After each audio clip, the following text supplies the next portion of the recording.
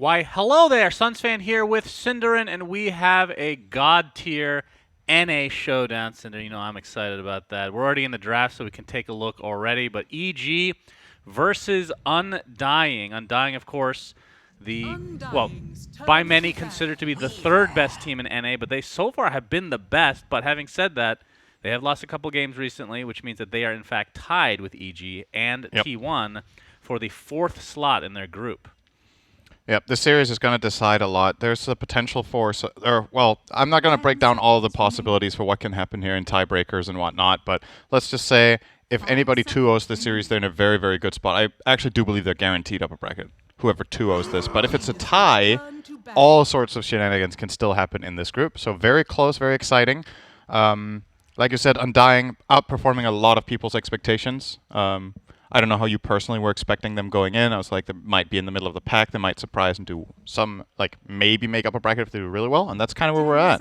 A lot of people had them as bottom of the barrel. And those people have been put to shame here because Undying have looked really great. So exciting series, like you said. These two teams know each other pretty well. They've played a lot in the NADPC. Evil Geniuses generally have had Undying's number. But TI is a different beast entirely, and Undying are coming in very well prepared and very well in shape. Yeah, I mean, based on what happened in the DPC, EG was obviously the top dog in terms of NA, and then Quincy Crew and Undying were relatively close, but Quincy Crew is typically always slated a little bit higher. But then the reason NA gets a lot of flack is because after Undying, there is a really big drop-off. But in terms of the top three that have made it, all quality teams for sure. Yep.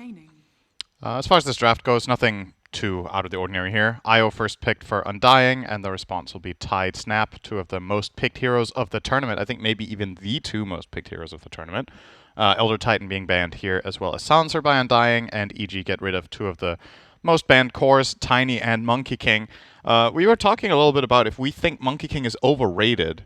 A lot of the teams are banning this hero with very high priority, and the games that we see it played, it's kind of polarizing, I feel like, the results and how much it does in the games. But all right, what's the win rate then, Cinderin? I don't remember what the win rate of Monkey King is just off the top of my head, but yeah, okay, thanks for asking and putting me on the spot. You don't know it either. Why don't you just come up with a number and just pretend that you're right? Nobody's going to look it up. Because I'm not Kyle, so I actually fact check. Oh my, that's a burn right there. Okay. 5 seconds. I think you should buy Kyle's voice pack just to make up for that comment. You talking to me? All right, they're going to get a Weaver as well here for Team Undying, and then we go into bans. Lina, Legion Commander, and Void Bloodseeker. Bloodseeker seemingly a targeted ban here for Undying. They know Arteezy plays for EG, and a good hero against Weaver. Really setting up here for what should be a carry Weaver with these bans, right? You ban Faceless, Void, and Bloodseeker.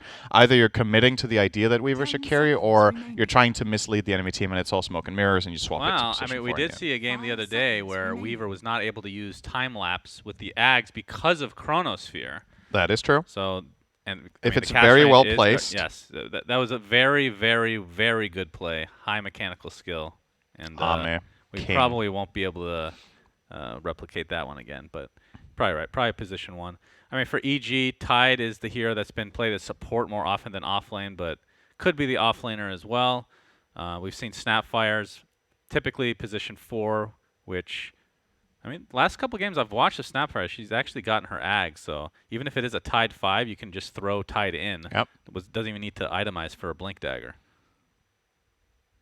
Have we seen Snap as anything else than a support? Like, considering it's been picked, no. I want to say 35 games now. Problem is you need 25 to really come online, right? Well, you could see a world where maybe you could play it like off-lane, right? It's a pretty strong laner. It has very powerful spells, and it can buy auras. We've seen, in the past, Snapfires go Greaves Pipe sometimes, because just the spells by themselves have a lot of utility, but it's been prioritized as support for the most part here.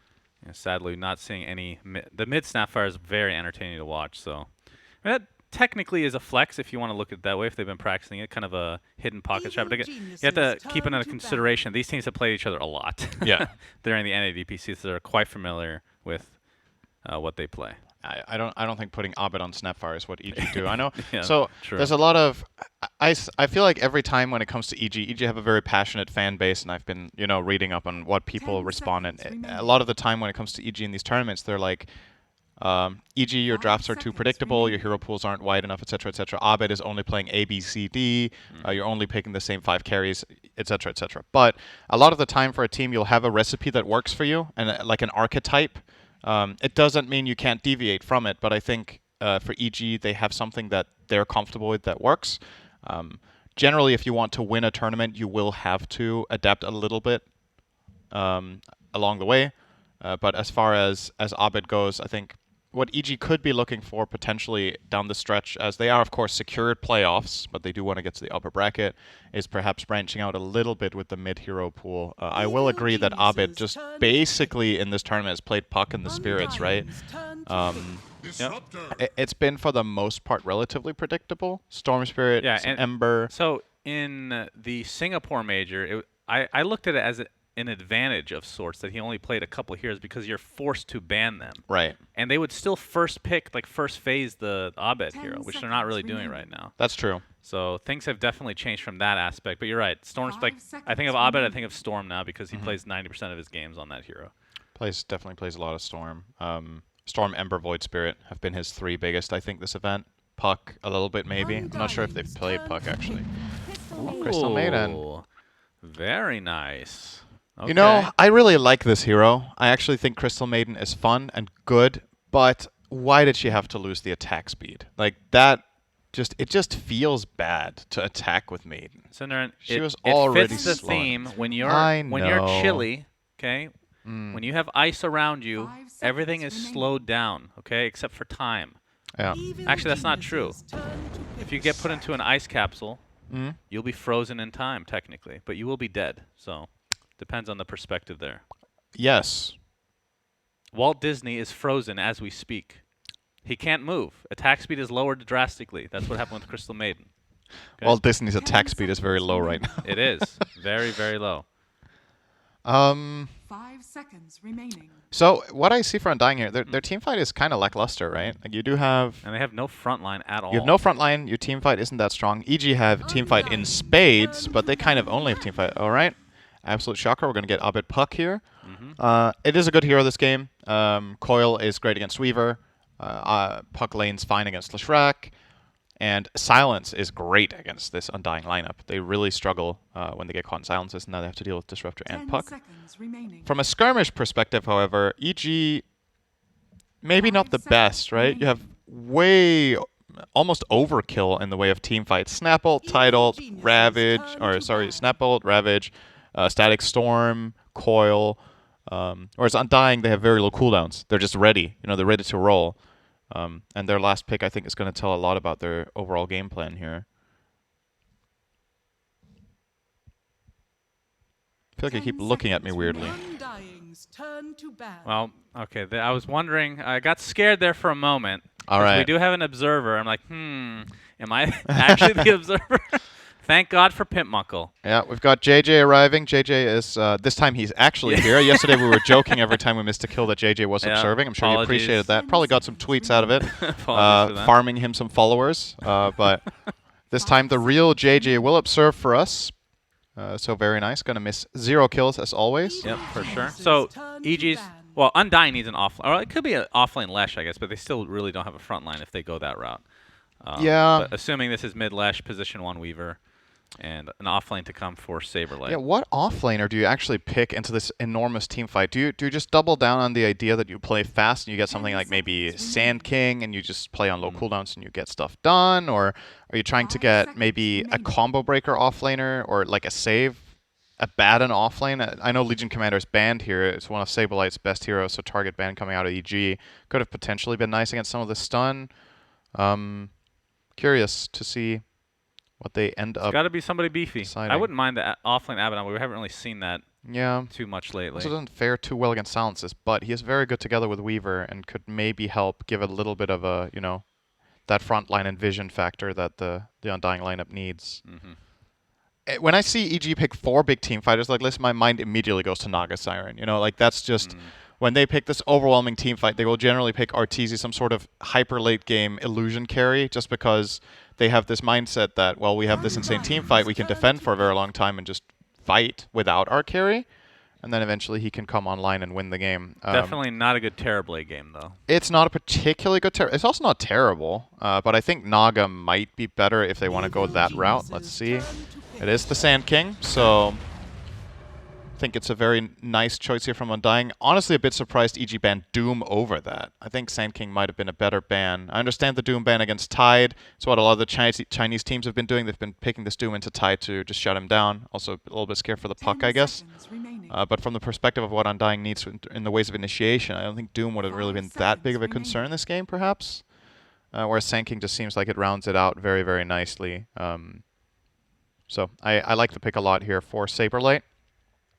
And this might make EG think twice about getting an illusion carry, because now there's also Sand King that you need to worry about. So, what has Arteezy played in this kind of game this tournament?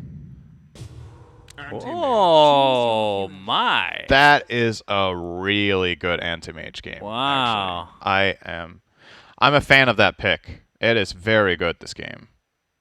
Mana Void against Lesh always feels good. Yeah. So. Anti-Mage is one of the nightmare laning matchups for Sand King, because all your damage basically is magical, and Sand King struggles so much with mana break. It's very, very annoying. Your hero has no presence in lane when he gets mana burned. Ideally, you don't even want to buy Soul Ring on this hero, I think, a lot of the time, but you probably kind of have to. You have the added benefit of hanging it against Lesh. I think Anti-Mage performs pretty well against Weaver in the carry versus carry matchup. When you get a Basher on an Abyssal Blade, you can just overwhelm and kill the Weaver. And Undying's damage is, in all fairness, right now looking to be like 80% magical. Yep, Weaver needs to get very big before it kills AM. So if EG can hold their towers and slow down the game and get Arteezy off to a good start, this could be one of those standout performances for an anti-mage. Very nice last pick. All right. Not often you see a good anti-mage game these days. Right. It is a pretty uncommon pick. So, but one of the beautiful things about Dota, there are heroes that you feel like they're out of meta, they're not that interesting, but any hero with the right circumstances can shine. Except for Meepo. Meepo can also shine, but teams refuse. I definitely don't. I've been wanting to see is it the Shard or the Ags? I can't remember that they throw each other. Oh, where you throw the Storm Hammer? Yeah, the placeholder particles, yes. Right. I think that patch actually nerfed Meepo, so yeah, definitely didn't help. All right, so EG versus Undying. This is an extremely important series. If they split, then things basically stay the same, right? And it depends on what happens to like T1 specifically, if they can 2-0 their next series. Right. The really good news for T1 is that their series is against Thunder Predator. Oh, you're right. And they absolutely annihilated them in Game 1. So Thunder Predator obviously mathematically eliminated yesterday after being 0-13. And they are going for the perfect game of hearts, getting all the spades and going 0-16 as it looks. So unless they can somehow pull out a win in the last game. I hope they do. It will be the first time, we believe, since TI3 that a team has gone through an entire TI group stage without a single win. So sad story, but it is a story that I think should be mentioned nonetheless, because obviously it is going to be a major talking point. Teams falter sometimes. If they 2-0, then one of these two teams needs to 2-0 to continue to maintain that tie with T1. Yeah. So a split will not do. Yep. But yeah, that's going to be crazy if that happens, because EG and Undying both in lower bracket. That's not something I would have expected to see. But EG have had Undying's number for the most part during the general DPC season. I'm trying to remember if Undying even won a game. Maybe they did, but for the most part, EG completely dominated them. Wasn't really too close, from my memory at least. But it's been many months now, and I'm sure they've scrimmed other teams. And hopefully the Chinese teams, because that's the teams you need to learn from right now. Yeah. So it seems. The power dynamics definitely different at this TI than many people would expect. Like, some of the teams are doing very much better, and some are doing very much worse. The one thing that most people expected going in that did come true is, like you said, China is playing some really good Dota this event so far. Undying with 3 bounty runes. Great start for them. Observer, could we see the win percentage based off of just the 3 bounties, please? 52. Wait. All right. I wonder what that was before Gabe the 4 loves anti-mage. Actually, Gabe Newell's favorite hero used to be Sand King. That's true. Surprised he didn't end up changing the statistics to show that. Surprised he didn't buff the hero more then. That's true. As Abed is going to be facing off against Bryle. Many matchups they've had in the NADPC, of course, but Lesh versus Puck. Tell me about this matchup, hero to hero. I think it's pretty close. Both heroes can spell farm. Obviously, the Lightning Storm as well as Split Earth can get some CS, but Puck can dodge the Split Earth and find its own farm with spells. So pretty straightforward. All right, Arteezy with the level 1 Blink. Putting some decent pressure there into Saberlight will more than likely see him go a 1-1-1 build. There's a lot of value in 1 point in Spell Shield in this lane. You can reflect Burrow Strike, you can reflect Frostbite, and you want that passive magic resistance component as well against a lane of this kind. Sometimes you see AMs go 2-1-0 if it's a very good lane to play aggressive in, and sometimes against Sand that is the case, but I think with a Crystal Maiden in the lane, you might want to double down a little bit on the defense instead of playing too aggressive. And yeah, Counterspell, just an incredible skill point in this game. Like, very, very... You think he gets it at 3? Yeah, I do. I do think so. Of course, there are some storylines here. Fly, Crit, and Moon Meander were all on OG back in the day. True. Of course, 2 of them are now on EG. So definitely some memories there, some majors won and whatnot. As you can see, a Burrow Strike onto Fly. Arteezy jumps in, as you can see, has his passive leveled now, and Dubu and company going to be drained of mana with each right click now going forward. Yeah. Dubu is going for the 1-1-0 build, pretty standard on Maiden. In the past, Crystal Maidens would usually skill Arcane Aura on level 2, but a lot of the time now in Dota, you need to have that early laning pressure. Good damage on Arteezy. He will be forced to blink soon here, unless, okay, actually just runs back. Doesn't have any regen left. Position 1's min-max, Cinderin. They do. To the extreme. Arteezy needs to min-max his waiting game here to get a salve from Fly, so make sure you wait just the right amount of time before you get healed. Yep. It's going to find CS here, of course, sanking out of mana. They do see it coming, by the way. That is a ward showing off that curry. That would be a pretty big snipe. It would be very big indeed, but Crystal Maiden, unfortunately, would have had to... Slowest hero in the game. Would have had to see the weather forecast and be there already. You need a haste rune to catch up with that one. Yeah. Not a very... Yeah, what do you think about haste rune on CM? You go like 549 move speed. What do you think? That would be fitting as well. Crit. In the top lane, Moon Meander obviously playing the IO this time around. I think Crit played IO for OG, right? It wasn't Moon. Moon was the offlaner back then, the Earthshaker player. Yep. That's Tomato. Oh, all right. Good damage. Connect. But here comes Moon Meander for the save. What about this lane? Tomato playing the Weaver against the Ice Tide and Snapfire. I'd say this is a good Weaver lane, actually. Snapfire can be a little bit intimidating, but with IO backing you up, you trade very well into Tide as Weaver. The harassment is just strong. You have a magic damage component, so Crack and Chill doesn't matter against that. And with IO sustaining you against what Tide usually does, which is Anchor Smash spamming whenever possible, and the Snapfire with the Shredder, I do think this lane fares very well up here. And it does seem to be doing well for now as well. So Tomato sitting on 21-2. And Abed is 19-3 versus the 22-4. Yep. All lanes are very even so far. Nobody's getting any significant advantage. I think out of all games we've cast at the 4-minute mark, I think this is the closest CS we've ever had. Yeah, probably. I mean, we have cast a lot of Thunder Predator games, so it's a little bit skewed, probably. That is fair. They've been struggling in some of their lanes a lot. IO. What about the IO new the age, biggest winner, actually. How's Moon Meander this far ahead on net worth as a 4 over the Snap? There was no kill. He has 2 CS. I guess Crit has had to buy a lot of regen for the lane, and Moon Meander hasn't. I mean, so. Constant spam here from Tomato. And Swarm is pretty annoying for a Tide Hunter. You can't really Crack and Chill off the Swarm, right? So it can be kind of an annoyance. Talk to me about what Leshes do in the mid lane these days. Like how, obviously you want to be pushing as fast as possible with the Diabolic. Like, are you looking to go to a side lane, or are you just trying against the Puck that's going to be pushing the waves as well? I assume you're not going to be able to gain the advantage of the push. I think you push out the wave and then you go and farm side camps with Pulse Nova for a while and just get really big. Now this is going to be First Blood going the way of likely EG, and actually Abed gets it, so Fly, very unselfish play from him. And that's going to give Abed the advantage in the mid lane as a result. That brings Abed slightly ahead of Bryle, as he was previously falling slightly behind. But that first blood bounty, how much was that? Got a good 300 there. Yep. Yeah, I think Brawl's just going to keep shoving out this mid lane and then going to farm the small side camp. It's already stacked once. He might stack it again here. All right. Putting some pressure on Abed. Coil. Coil's there. TP's coming in. Nice phase shift dodge, and he's actually going to proc the stun from the Coil. Oh, all right. Bryle gets the kill before he goes down, so he'll take that any day of the week. A lot of value out of that Magic 1 plus Raindrop combination against these heroes ganking him, so they were not expecting him to be able to turn Dubu with a great placement there, sitting right behind, getting in for the Frostbite.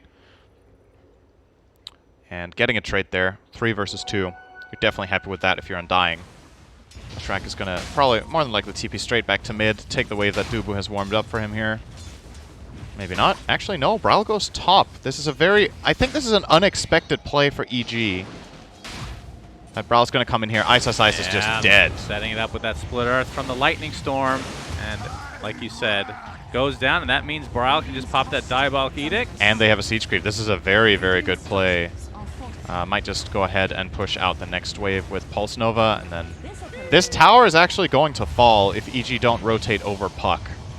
I don't think Tide plus Disruptor have a chance at defending this. Next Edict is off cooldown in 3 seconds. They've already expended the Glyph. And yep, EG are just going to more than likely concede this. They're too late. It's gone. Yeah, not even level 6 Swarm. yet. Oh, he needs to not die, though. That would be terrible. Kraken Shell takes off the stun, though. Glimpse to try to save Ice, but the Swarm is still attached. A couple more right clicks.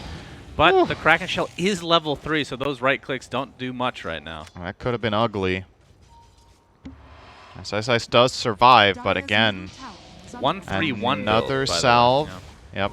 A lot of point in Kraken Shell. Makes a lot of sense against Weaver. The constant harassment, you really want that damage blocked. And IO as well. Let's not underestimate how much it matters when you overcharge, right? Like the attack speed between these two heroes. Oh my. All right, Mana Void. Cookie sets up the stun. And Saberlight's going to go down to the right clicks of Arteezy. So Arteezy off to a pretty decent start overall. Absolutely. Oh man, Undying are playing hyper aggressive though. They got the top tower. Bryle is already posing that he wants to start in mid. Dubu is here. Abed. Frostbite. Yeah, Frostbite. Nice phase shift. There's a coil onto 3, but no follow-up. Just on the retreat is EG. Looks like Abed will be fine. And the rest of EG as well. As Bryle wants to chase even further, but Diabolic Edict has now run out. Gonna try to attempt this push here potentially, but really doesn't have much mana to work with. Yeah. Keep in mind, Bryle on this Leshrac, IO makes this hero so much better. The amount of protection that you have and the burst of heal, as well as just bigger mana pool, right, makes a very, very big difference. So some of these plays that Bryle is getting away with is knowing that he can squeeze way more out of his hero than is common. This is a pairing that we've seen, I want to say, more Chinese teams than Western teams over the last couple of years play, the IO Lesh. But I do think one of the Western teams that took a lot of advantage of this was, I do want to say there were some games that Nigma played it with Miracle on Lesh. I don't know why that comes to mind, but I'm kind of sure. But yeah, just overall a strong hero pairing that's definitely not a surprise or anything innovative here. But Undying are playing it very, very well. By the way, Arteezy is going for Battle Fury, which I know is very standard historically. I've actually been seeing a lot of Echo Saber. Is this the only hero that can buy Battle Fury right now? I think it might be the first purchase of the item at TI this year. Maybe there's been other Anti-Mage games that we didn't get to cover, but it's the first game we cast that anyone even put it in their quick buy. Everyone else has a little sticker, a little sticky note on the screen that says, "Don't buy Battle Fury no matter how tempted you are." And then they all are like, "Oh yeah, true, I'll just buy Maelstrom." Yep. Echo Saber, Maelstrom, that seems to be the very common build for a lot of melee carries right now. You can see Dubu here is level 6 now. And Ice has done basically no damage. It's getting found as well. Freezing Field is popped, and that's just to clear the wave, it seems. And Crit, Fly, and Ice are in the vicinity, so Dubu's sacrificing his life. See if EG can take the tower now. Yeah, he might have defended the tower by just the raw amount of damage he did to both Crit and Ice if Undying want to rotate, but it seems like they're just settling for, you know what, you guys can try to pressure top, we're going mid. We have a Siege Creep and a Leshrac, so we're going to trade very effectively. Sanking also showing his face mid.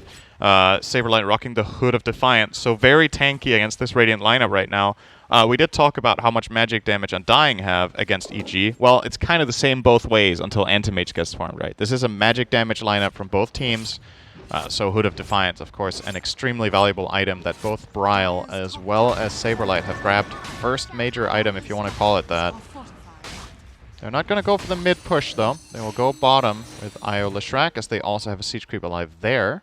And EG's push top is really inefficient. Like, they've been up here for quite a while. All right, look at the heroes.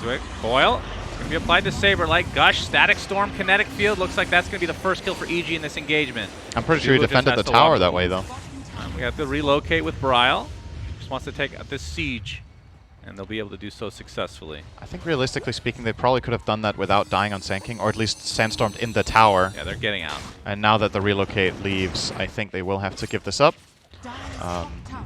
I do like the idea there from Saberlight of getting in here and being tanky with that Hood. But if he had made it to the tower, like I said, I do think you actually defend there with the threat of relocate and just the overall strength of your lineup right there. But EG catch him off and burst him down. They used quite a bit for it, though, right? They used Coil and Static Storm.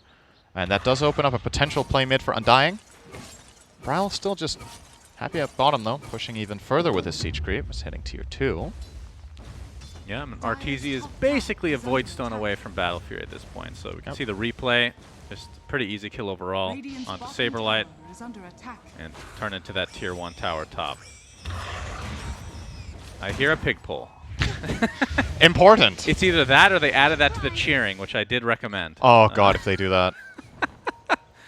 But then you kind of be calling your audience pigs in some way, right, by doing that. But I would not be offended personally. No. Witchblade completed on Abed as he gets back to base here. Has the Arcane Rune as well, so look for him to make a move with the Coil very shortly. See the smoke already purchased from Fly, so they're going to try to set something up. This tier 1 tower taking significant amount of damage. Dubu trying to defend a bit, and Bryle and company are here. See if they actually want to fight. Isis Ice, of course, with Ravage online. And they're going to start grouping up, it looks like.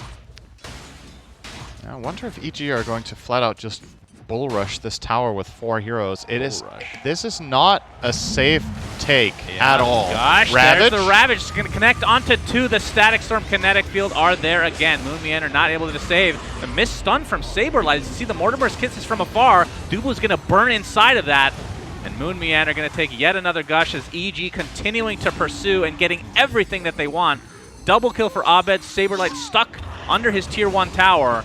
And now with that Dust of Appearance will likely fall as well. Thunderstrike with the Illusory Orb. Triple kill for Abed. Tomato actually completes the TP, but don't think he's going to be able to do too much. I think Undying were almost in disbelief that EG went for that Ravage. He didn't use the Hood. Bryle didn't react in time and get the Hood off. The way they piled in their heroes one at a time afterwards completely whiffed Sand King stun. Everything just went wrong there. Like, that was just a mess for Undying. And EG got probably more than they came for. I think they would be happy to take that 1 kill in the tower. They get gifted a couple of bonus ones. And now they're ahead. And Arteezy wasn't even involved, right? He's anti-mage. He's not going to get involved in anything. Yeah. For quite a while, unless he has to. He's just pushing out bottom. So I do want to mention this just as a, I don't know if it's a precursor or not, but EG have a lot more experience in these type of situations. They're used to being last in group in a lot of cases, right? For so many tournaments. Or at least a slow start to the group stage. Undying, this is the biggest tournament they've ever been at, right? Moon Meander is going to be the lone exception as far as like true experience on a LAN level.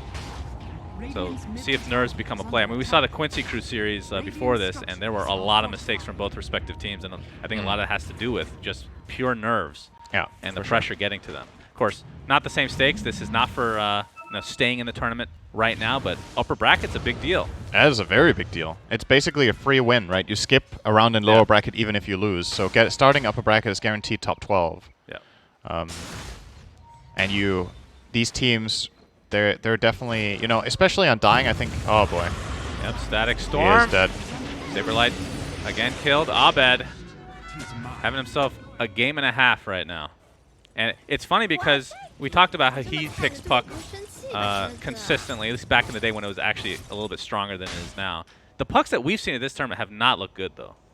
Again, we did cast a lot of Thunder Predators, so maybe that's small sample size from our Yeah, side. I think I want to say for the most part, I mean, if you go back 2 months, Puck was like the mid, right? Oh, it's boy. not right there right now. Bryle Oh my caught out. god, the damage. Yeah, and Arteezy, the fact that he's participating in fights with just the Battle Fury now shows how much importance they have here on him being involved early. You can see Dubu just popping the ult, but will fall shortly after. So EG's starting to snowball a bit. 2K network lead.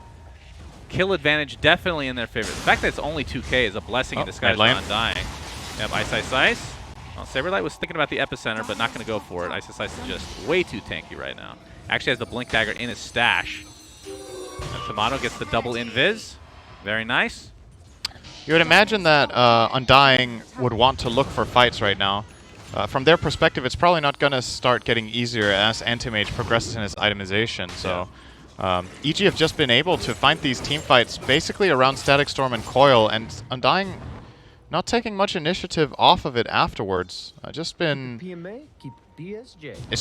making the moves first. And I still don't think Undying in this position are in a horrible spot in the game. But if it gets to them a bit too much and they don't get stuff done, then it could very easily become a very snowbally game. Sanking Dagger is a big help.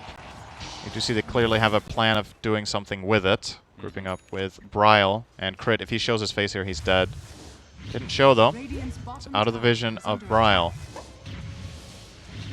Yep, so we'll live as a result. Of course, Tomato is keeping up with the farm of Arteezy for now. But if any of the thousands of Anti-Mage games or indications in there, that's not going to be the case for long. Right. He's just going to ramp things up. And I actually am interested to see if there's going to be a big deviation in either item build or is Shard a thing on this hero or Ags at all? Is there any consideration for these things? The Ags is the one where you blink and lose. That one actually sounds pretty strong, but probably don't get it too early, I would assume. Yeah, I think you'd rather just max out your build. And the Shard is a little. I guess the Scepter is pretty decent against Leshrac, but. I mean, you get 3 charges. It's actually quite good. Ravish. Big Ravish from Ice. Hits 4 heroes. Static Storm with the Mortimer's Kisses from afar as well. 2 dead immediately, and Undying on the retreat. That is a big yikes if you're an Undying fan. And EG get 2 valuable kills. 2 cores dead. I mean, Tomato has kind of dodged death consistently this game, but not the rest of his team. But you're playing an IO Lesh, and your Lesh has died 4 times. Your Sand is 0-5. Yeah. These are heroes that have the potential in a game like this to get a lot of stuff done, and it just hasn't happened. EG are ahead at every turn. They're making the better moves. Look at that. My beautiful. Goodness. Oh, actually hits all 5. My mistake. Excellent Good combination. Lord. Disgusting Very well done. Ice. Great ward. All right, so what's the item build for Tomato this game? I saw he had Dragonlance, Maelstrom, going for the BKB into crit, it looks like. Yeah, I think you go Daedalus maybe. You need something that can contest AM. The problem with going crit as well, though, is that AMs love to buy Butterfly, and Weaver doesn't have any inherently good way of handling that except buying MKB. So maybe he could do that, but is eyeing the Crystallis for now, which is just from a gold efficiency standpoint, just a more cost-efficient item most of the time to get a Crystallis. Any thought process behind Bloodthorn potentially after that? I mean, that gives you True Strike, right? Yeah, it can work, but AM is going to have a Manta, right? And he's probably also going BKB when you look at the lineup. So it's like really edge case scenarios where that is even going to have much value. Maybe if you stun the AM with Sand King and then you Bloodthorn him, then you have like the stun duration, and then you stun again with Lesh, perhaps, but you know, that's a lot of the time it's dangerous to think about Dota in that way. It's assuming that you land everything and the enemy other 4 heroes are just randomly stunned and don't participate in the fight, right? It's not really going to happen. So Arteezy pushing the wave here to prevent any type of, well, I guess backdoor protection doesn't really apply to that tier 1 tower anyways. BKB now on Tomato. So perhaps looking to fight now as Ice jumps in again. But Arteezy has his Manta, and this is where it starts to get scary for Undying. Not that it isn't already. 14-2 for EG in terms of kills. It's by no means an insurmountable lead, but it's starting to get to a point where EG's lineup thrives, for sure. And a lot of the success in this game really off the back of that Disruptor Puck combination. Once again, Fly and Abed have been finding so many opportunities together. And Crit as well have been involved in basically all of it. Look at these 3 heroes: 7 and 4. KDA on the puck, or 7-1-4. So he's been in 11. Disruptor's been in 11, and Snapfire's been in 14. Or sorry, 12 kills. My math is really good today. Yep. So those 3 basically have done everything. Hanging around NA people too much. Yes. What is 2 plus 10? 14. Uh-oh. Coming in, Saberlight, but big Ice ult again onto 2. And these follow-ups from Fly have been beautiful. Saberlight's going to take a tumble. Moon Meander next. They just seem to be on the same page this game for sure. Every Ravage into Static Storm Kinetic Field. Yeah, are Undying on the same page, though. They were all over the map when they made that move. Sand King went in for that try on Disruptor, while Weaver was bottom and Leshrak was mid. Right. Really surprising that they even try for this move. And that's just, hey, EG, do you want Roshan? Here you go. Yeah, so like I said, and not that this game is over by any means, but a lot of the games that I have seen between EG and Undying and NADPC have been like this, where EG is just not close. But the crazy thing is Undying is doing really well at this tournament. It just seems like their kryptonite is EG for some reason. Yeah, I don't know. You go into this game, both teams are 8 and 6. This is not the kind of gameplay you expect out of Undying. EG are definitely on fire today, no doubt about it. But I want to see Undying take more initiative once again together. Aghanim Scepter RTZ. That's what he's going for. He is going to buy it. All right. Hell yeah. All right. I actually thought he was going to go BKB first, or maybe even an Abyssal against the Weaver or Lesh, but we'll get that. I mean, this is such a low Blink Fragment. 3 Blink Fragments, basically an illusion that just right-clicks away. I mean, that's such low commitment, and it does so much damage. And we talked about how much mana burn means this game, right? Especially against the Lesh. I don't question it. I think it's good. It wasn't what I was expecting, but I like it. Tomato trying to force a TP top. out All right. here. Are Undying going to make a move S5 here that is more successful? They're setting up for Arteezy. Epicenter. Okay, way too late on the stun. stun. Comes out. Yeah. Turns into the reverse Burrow Strike as Arteezy is perfectly fine. What happened there? He had so much time to react on Arteezy. He wasn't even ready for it. Sand King blinks in, waits a good half second. Oh, Bryle. Some sort of a fair play clause. Tomato making his way. Oh, Bryle pops his BK. Oh, man, oh, man. Things are just getting worse and worse for Undying. And I don't think it's going to stop anytime soon, Cinderin. With that 3-minute Aegis left, Ag's almost complete now from Arteezy. Like you said with that Kryptonite, man, there might be some sort of deep... It's like a mental thing. There's a deep mental thing going on, perhaps. Like, it's just so uncharacteristic for how Undying have played the tournament. This game is like, it's a different team that than they've been the last 2 days. Well, it is only game 1. You can't obviously recover from this, but perhaps also a little bit psyched out by what's at stake here. They know this series is about getting to upper bracket, and they know that their final match is against one of their worst historical opponents. So, yeah, can understand why it's stressful, but definitely not too hot here. EG, however, they're playing their bread and butter, heavy team fight. Abed, Puck, and Arteezy on a last pick carry, and it is just working. Can't really put a finger on their play. Everything has just worked. Yeah. Their lanes went well. Wait. The illusion. You can't move it. I'm surprised it actually. I'm surprised it moved to the creeps there. I didn't know it did that. Huh. I thought it kind of just stood in just the general area, and if somebody's close, it chases. But that was kind of a long range leash. There's Ice again. Triple Ravage. Mana Void is there. Down goes Moomian, but Tomato gets off the BKB, buyback onto Moon. Arteezy blinks out. Looks like they're just going to reset, and now with the BKBs down, the coil onto 2 as well. Arteezy's coming into play. Tomato just getting right-click down into Oblivion. Arteezy still has the Aegis, so nothing to fear for him. Tomato in the grave, and Abed with that Desolator showing off his right-click damage. Arteezy, Bryle is donezo as well, and things are just getting worse and worse. All Undying get out of that is a kill onto Fly. Yep, and they're going to also grab the enemy triangle farm here. I forgot that the Blink Fragment actually casts Counterspell as well on the illusion. And yourself, I think? Does it? Yeah, when you counterspell, it counterspells on all the illusions. Oh, it doesn't auto... Oh, I see. It's replicated, so... Yeah. Okay. It casts on all. Huh.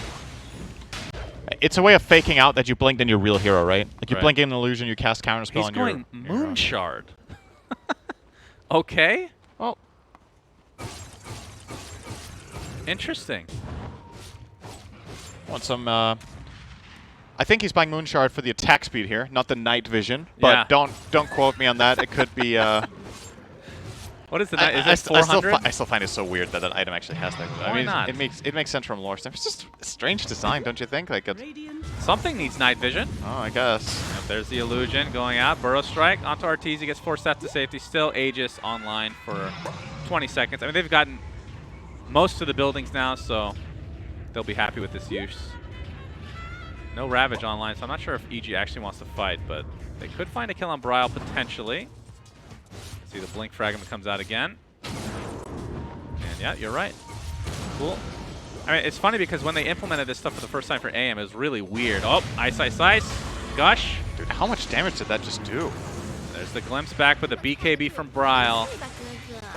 Comes out again. Feels like a lot of these BKBs have just been in a defensive measure, which I can't blame them for, but just not ideal.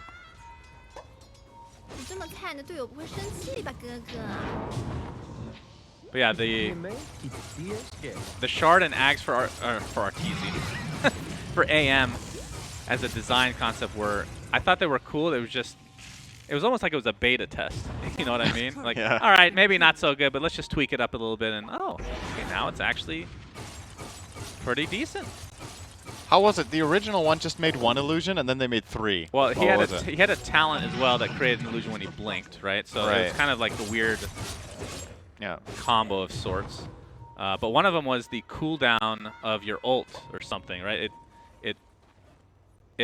What was it? You use your ult on somebody, and it put their longest spell on cooldown or something weird. Oh my god, that doesn't. Yeah, that one was. It was the strange. Reaper side for spell. Ice, Ice, Ice. Ravage. Yep, gets the Ravage. It's just the IO this time. Tomato able to get that BKB off, but still 70 seconds on the deck for Moon Meander. And with Roche, well, not going to be back that soon. Tomato does have the Daedalus, so he does do a considerable amount of damage if he's able to just stand there. As you can see, the Courier just took a lot of damage. Is he getting another one? Needed the Daedalus for that one. Dubu, yep, he's likely dead as well in his own base, no less. And okay, looks like Abe got a kill. All right, they're just gonna call it GG. Yeah. Can't blame them. This one was a shellacking and a half. This was a game. Made sure game important here for Undying. They made sure to call the GG when the score was not 3-2-2 but 3-2-3. Okay. Needed to wait for both the Maiden and the Sand King to die in opposite lanes. Yeah. Yeah. Evil Geniuses looked awesome in this game.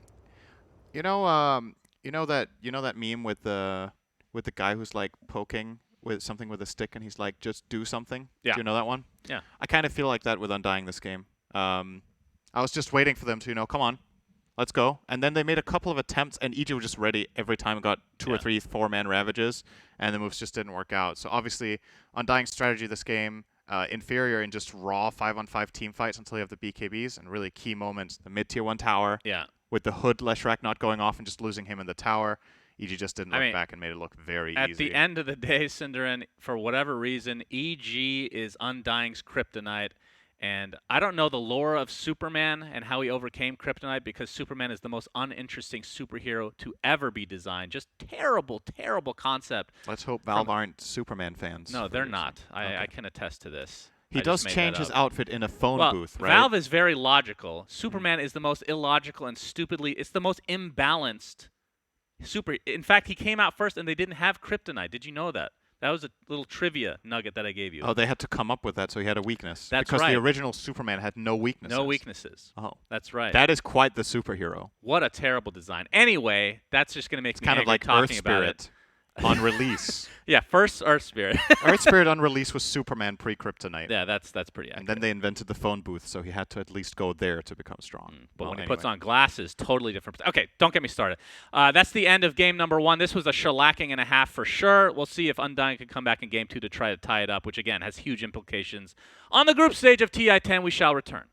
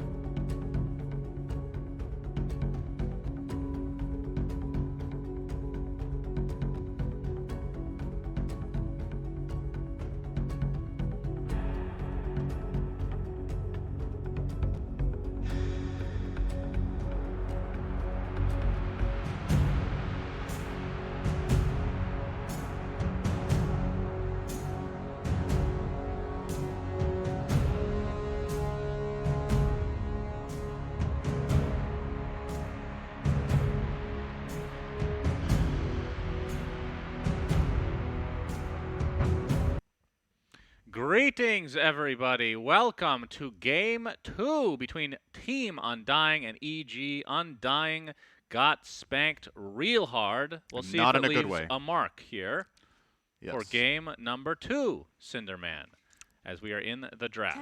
All right. Undying's logo is an upside-down Omega. Yeah.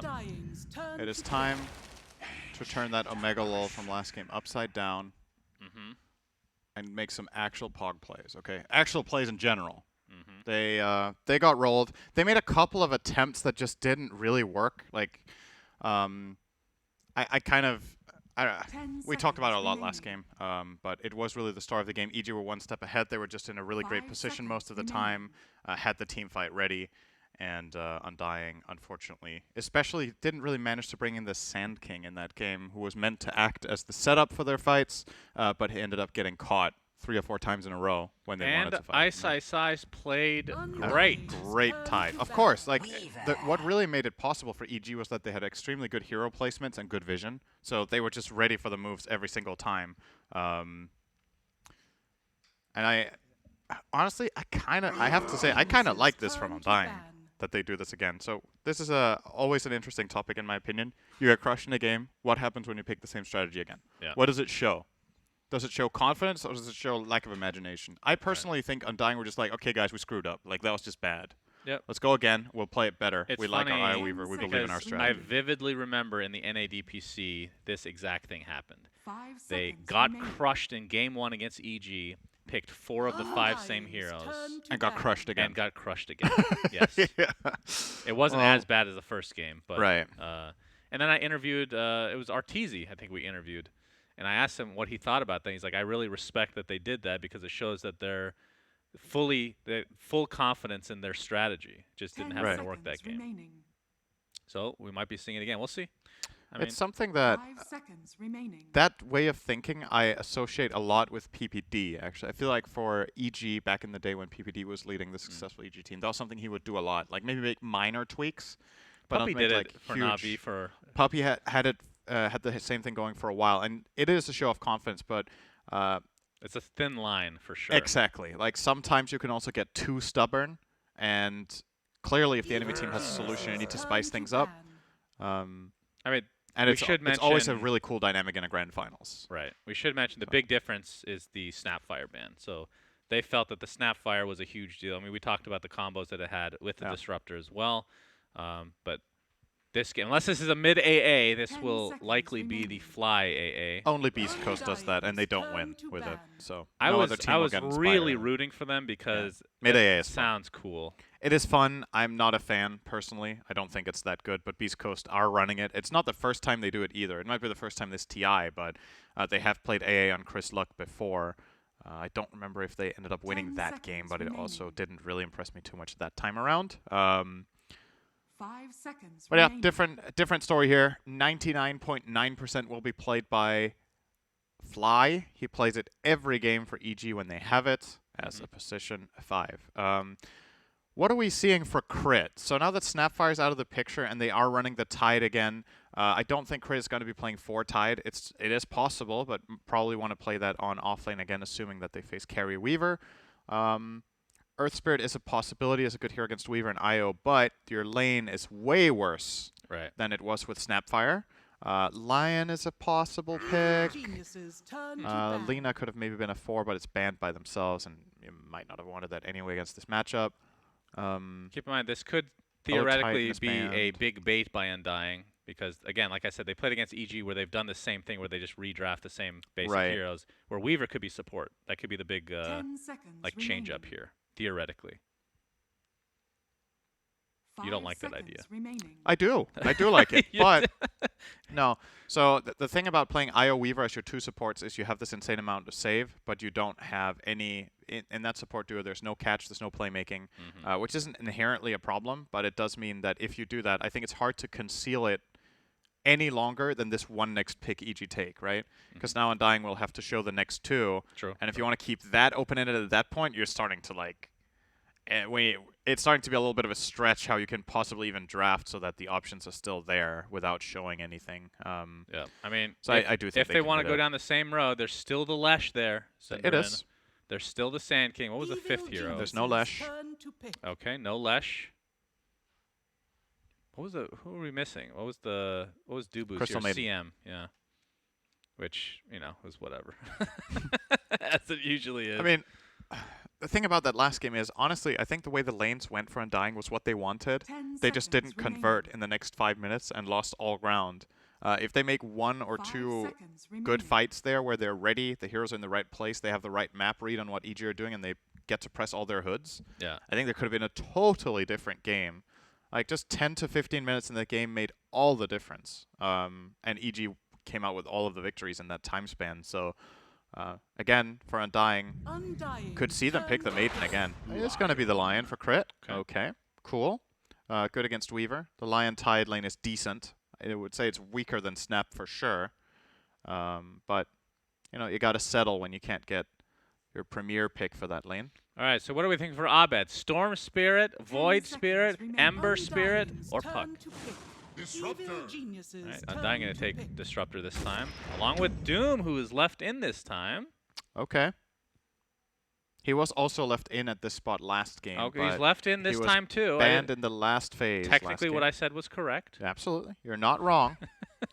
And being technically right is the best. 10 seconds remaining. Boost! I can get high off being technically right, Shannon. It is the best Technically feeling. right in the club. In the club. There are going to be so many people watching this game like, what are you talking about? If you weren't there yesterday when we made that, everything like we do is an inside joke. It's the most random inside joke, though. It's like, yeah, people won't even realize it's an inside joke. You just be like, what are you talking about? You were talking about this last game. Yeah. We're going to see it this time. So the Arteezy Naga Siren. Yep. And they don't really have great wave clear right now.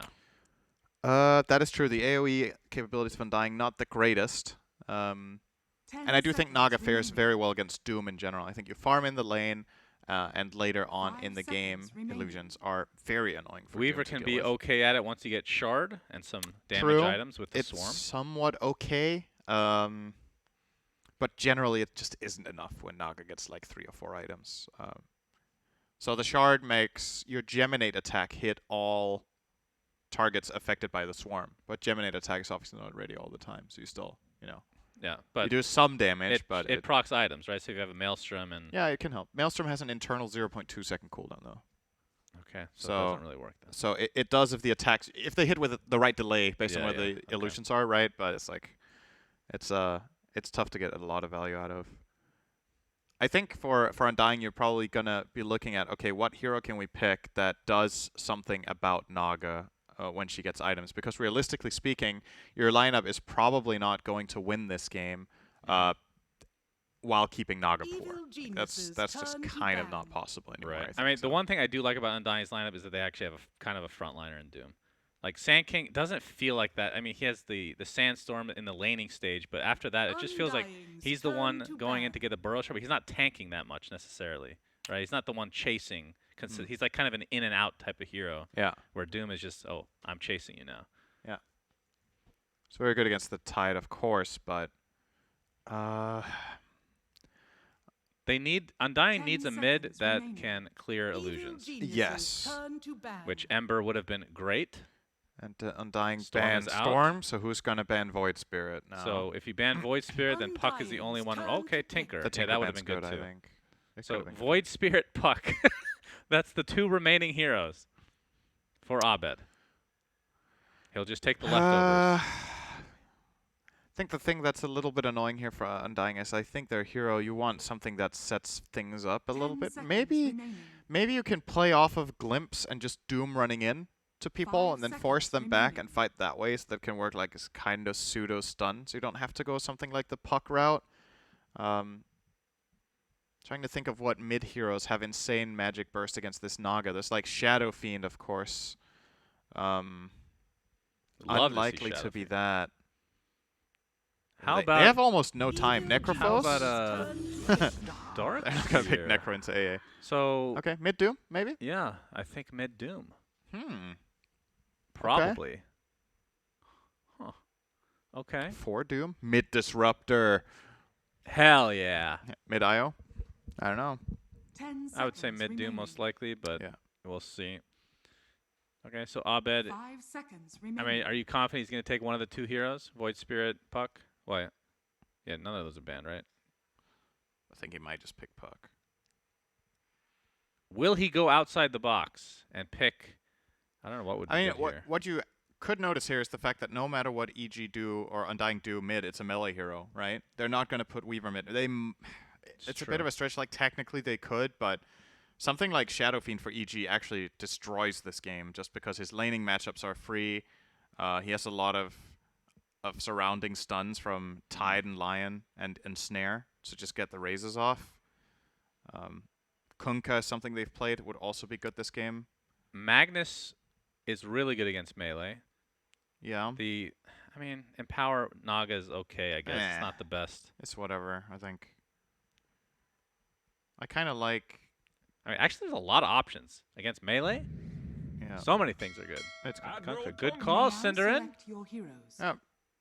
It's good. I think Kunkka, Shadow Fiend, Puck all would have worked here. But yeah, Kunkka's lane is definitely going to be very nice and easy here against Doom. So, and you'd like the X-Mark catch against Weaver and Io, as well as the added benefit of having an inherent counter to Glimpse. That's one of the biggest parts of Kunkka is when you are playing against that Disruptor, you can just X-Mark the person that's getting glimpsed, and the moment the glimpse is complete, you pull them back to the X.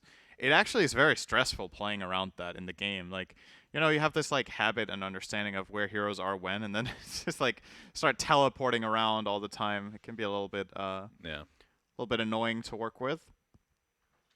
I like the Kunkka pick. I think it's very good.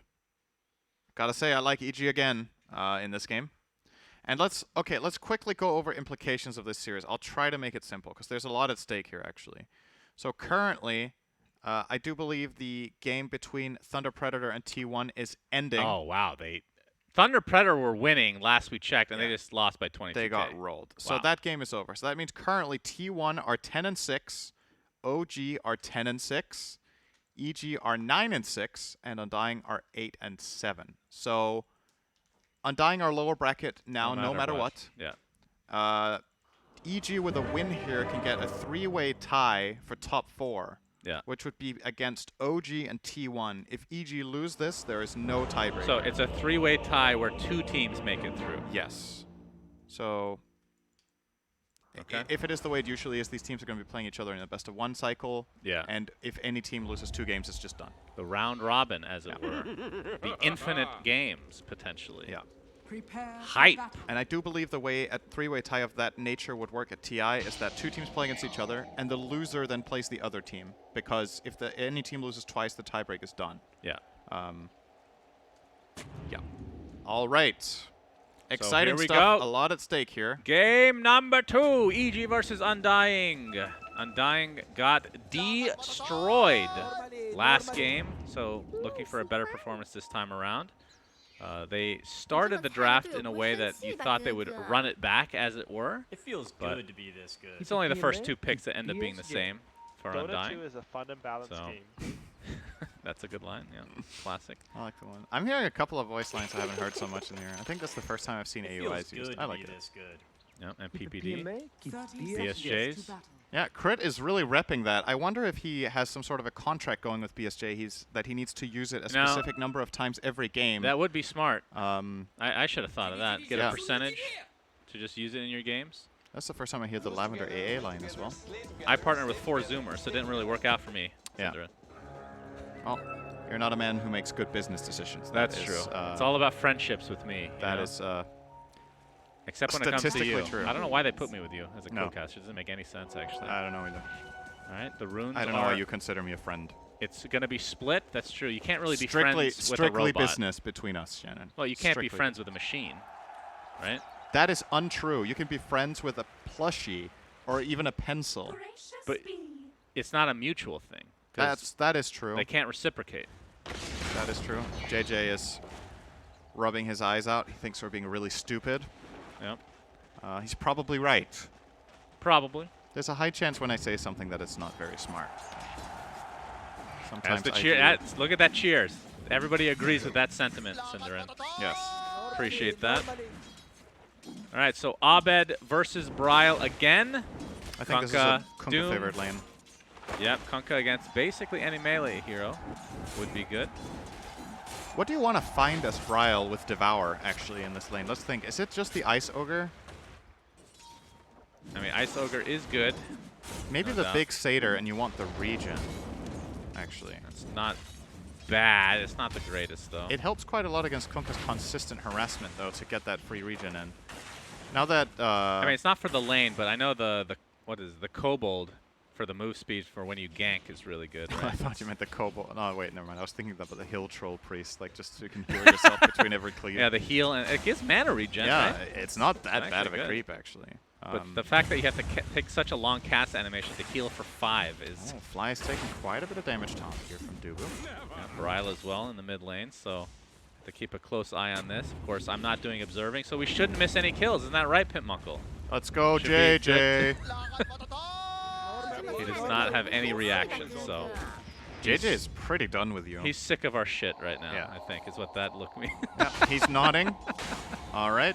Crit. All right, this might be first blood. Gets a nice Earth Spike. Pops the Fairy Fire. Looks like he'll live, though. Guess it is fair to say that it is strictly business between you and JJ, at the very least. Yeah, I think it might be you, actually, that Okay. he's an issue Yeah, with. it's possible. I am sitting closer to him, so I may be a little bit louder. Yeah, quite possibly. Yeah. All right, this All is right, well, TI-10 group stage, by the way, in case his- you're wondering. His tea is about to be complete. He's going to be... Okay. It'll cheer him up, I'm sure. There was a little smile. Oh, JJ has a cute smile, actually. It's, I gotta say. It's charming. Very good. All right, Bryle I right think the now. observing is about to power up. JJ is hydrated. He will miss no kills. As Can a we matter of stop fact, talking about our observer, He for will God's sake? invent kills, so he can miss Oh. less than a kill. Wow, that'll be a first. That is quite impressive. So Arteezy as well as Fly. This is a good lane for Darkseer. The support AA does not do well at all against this hero in lane. Can't really... Oh, nice vacuum from Saberlight. Yep, This Thunder could be Strike to first follow. blood. It is Fairy not. Fire. Very well said, Cinder. Yeah. Thank you for being my co-caster again. Ice Ice Ice has to take off this swarm, gets off the anchor smash, reducing a bunch of damage there. We'll just TP back. All right. So he's going to be good to go. Mid lane 17-6 to 18-3 for Doom. So actually quite even. Obviously, Bryle Yep. taking a little bit more harassment damage. He should be behind on net worth from buying regen. Actually, no. He hasn't needed to buy any regen yet. Actually, surprised with that. But okay, here's the X marks the spot. Torrent. Yeah, we got a TP from Crit coming in as well. Torrent connects. Earth Ayo. Spike as well. Hex to follow. He's Moon Meander is here though. Oh! But he wasn't connected. He didn't Hello? have tether. He didn't have tether. He didn't have tether. Yeah, he just TP'd in to make it seem like he had tether. So first blood. I thought he tethered him and he was goes going to stick him and it was a bait, but No, he didn't no, have no. it ready. Yeah. Oh. EG with first Oh, boy. blood. Yeah, just really unfortunate time for Moon Meander. Yeah, he must have just used tether bottom to the Yeah. Weaver, so it wasn't ready. Yeah, that's just unlocal, or however you pronounce that. Crit taking one of the water runes. And Ice Ice Ice just doing his thing again. We'll see if he has another standout performance. I mean, when I think of Ice Ice Ice, I think of taunting Tidehunter. So this is a very fitting series for him overall. This Crit has made his way down to the bot lane as well. In terms of CS for the carries, Tomato was top of the charts for a moment there, 26-3, and 21-9 for Arteezy on Naga. Talk to me about Naga build in general these days. I think most like to go for Manta first item, and then it's either Diffusal or Scotty, is what I've been seeing. So what the you're most. saying is nothing has changed. Pretty much. Yeah, okay, just double checking. Naga does not buy Battle Fury Sadly, because it's not. no Echo Saber Anti-mage. like every Doesn't other buy hero. Echo Saber because it doesn't work on illusions. Yeah. So Naga, honestly, this hero's flexibility for being creative in item builds just isn't very wide. Like, there's not that many cool Yeah. things you could do. All right, it's going to ensnare Dubu top. Full body surround. Yeah, well, Dubu getting surged, takes Oh, a he's bunch of quick. damage in the meantime, though, gets off the health salve. Nice vacuum. Vacuum keeping him at bay as well. And Dubu will likely drop to the right clicks here from Arteezy. So much effort to still die. Yeah, that was some resource damage here as we're going to see Torrent into the boat. Crit is here as well with the Impale. Moon Meander does have tether this time. We'll see if that's going to be enough to keep Bryle alive. He gets X back again, and down he goes to the Tidebringer. Abed absolutely crushing now in the mid lane. They killed Saberlight top as well Oh, with man. Arteezy. All right, well, Lanes for Undying looking worse this time than last game, where the lane stage actually went pretty well, and then the mid game started being problematic. This time could be harder. Make sure to keep it Kryptonite, PMA. Cinderin. It's been about 3 minutes since Crit used his contractual obligation voice line, so need to make sure to drop that. Expecting the next one at around 9:04. So keep an eye out for that. We do, of course, have a dedicated observer today, so we will not miss a single voice line. Man, you've been on fire the last couple of days, Cinder. You must be getting some good sleep. Yes. That's great. A good 6 hours a night keeps Do you me sleep going. with the plushie that you consider your friend? I do not, no. Okay. Dire's middle tower But I is am under developing a very good relationship with my pillow, I have to say. That's great to It's a good to lean on. Very sorry for that pillow. Top Saberlight's lane, in trouble. Yeah. Cold Feet's gonna. Oh, fine. Saberlight does get out just in time. But yeah, back to the Kryptonite thing, Cinderin. Not Oh, no, super, here we I'm go not again. Gonna, no, I'm not going off on a tangent here. Yeah, yeah. I'm just wondering, was there a team that you had an issue with, like just losing, like Na'Vi? I mean, you beat Na'Vi at DreamHack. So. Like a Kryptonite team? Yeah, the team you just couldn't beat is we're gonna see Ensnare with the Cold Feet combo, Any and team. so deadly. This just ridiculous amount of immobilize. I do think, so it's funny that you mentioned that event where we beat Na'Vi, right? Yeah. I think my win rate with my teams against puppies are Ravage, absolutely atrocious. boat coming. Oh, Tomato! Layered very well, trying to Dual get off the lapse. time lapse. Will Okay. do so. It's fine. Very nice. Fluffy hat. Oh, and Okay. a swarm. Let's see if they can try to turn this around. There's a TP coming in. Abed just taking off that swarm. Saberlight has Surge, has Ion Shell. Abed with the Horsey, creating enough distance to get away. But Ice Ice Ice looks like that's who they're going to try to go on here. Get the slow thanks to the tether. Vacuum back as well. Ion Shell continues to do damage. Beautiful torrent from Abed. Just trying to create some space. Looks like Ice Ice Ice shall walk out or swim in this case. You were saying.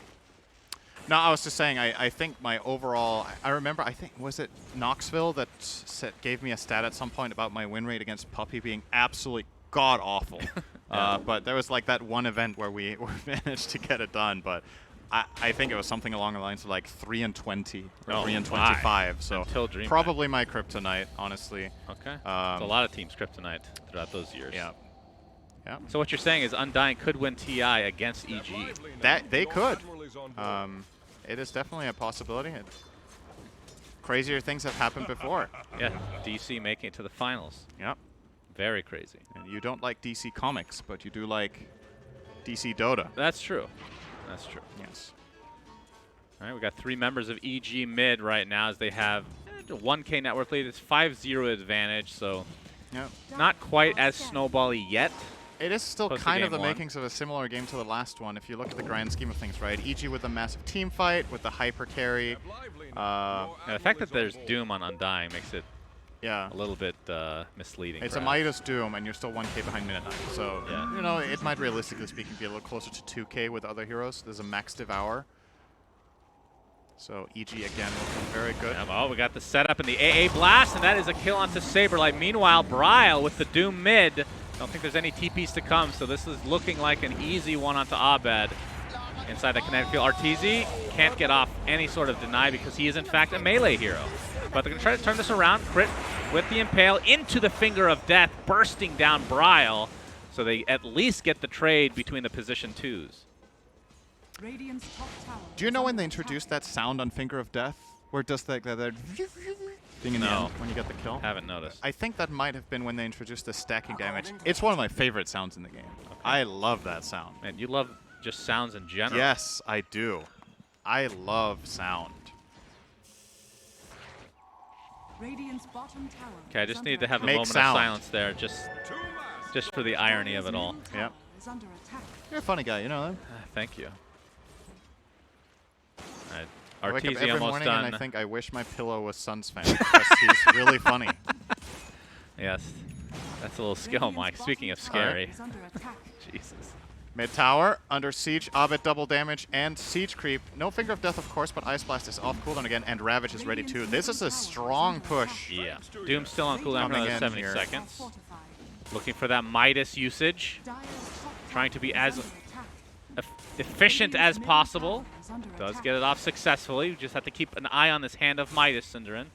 Yeah, double damage and just the siege is going to be too much for Undying in this mid lane.